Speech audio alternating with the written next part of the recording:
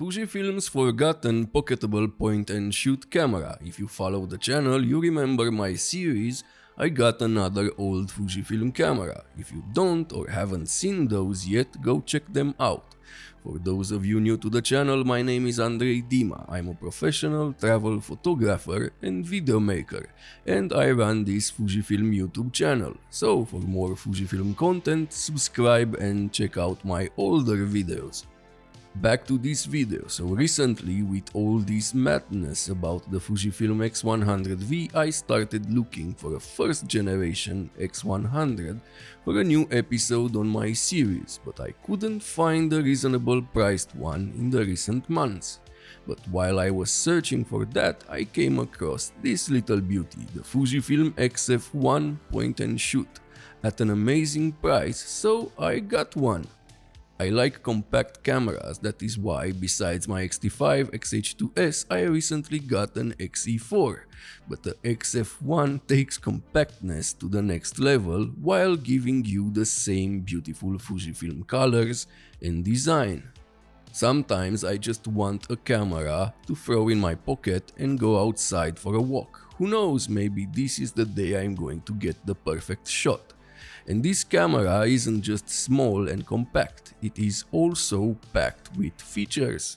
I know the Fujifilm X100 cameras are a pocketable powerhouse, but they are super overpriced now and I am never going to pay that for them, so I prefer this one. I can take good photos with any camera, and so can you. 12 megapixels is more than enough for social media. Also, Fujifilm cameras have that nice filmic grain in low light, so an older camera like this can give you some beautiful results. So let's take a closer look at this pocketable Fujifilm camera, the XF1. This is the coolest point-and-shoot camera I laid my hands on. Just look at the simple yet beautiful design. And what I love about this camera is how you open it. I love the Fujifilm retro dials and manual experience, but as you can see, that isn't the case with this camera because it is so small.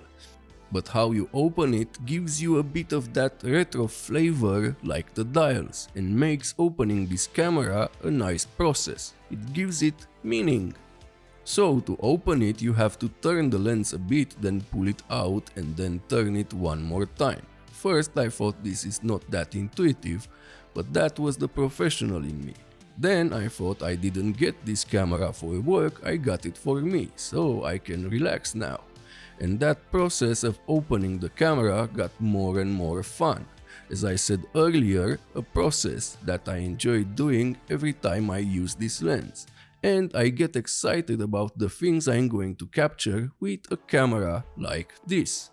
The lens has quite a nice reach from 25mm to 100mm, starting from f1.8 at 25 until f4.9 at 100.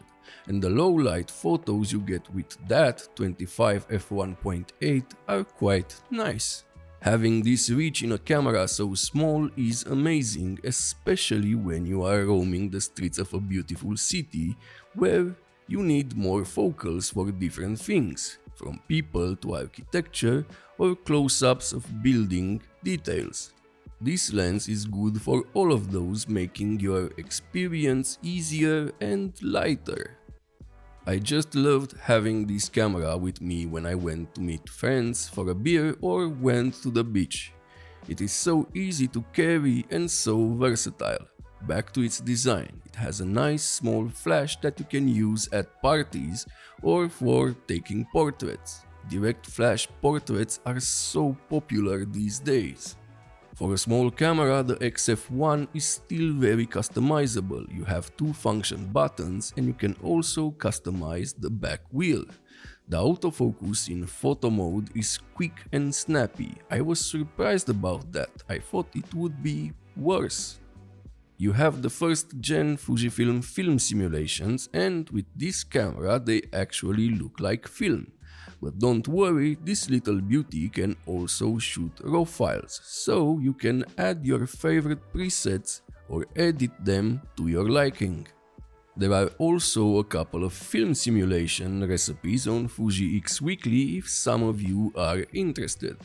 I know there are not many Fujifilm film simulations on this camera, you have only Astia, Velvia, Provia and a couple of black and white, including Sepia, but those can be customized by changing color, the white balance and white balance shift, the highlights and shadows, the dynamic range, so many options to adjust your JPEGs as you want. If you're wondering what's with the voice, I'm recording this while I have a really bad cold.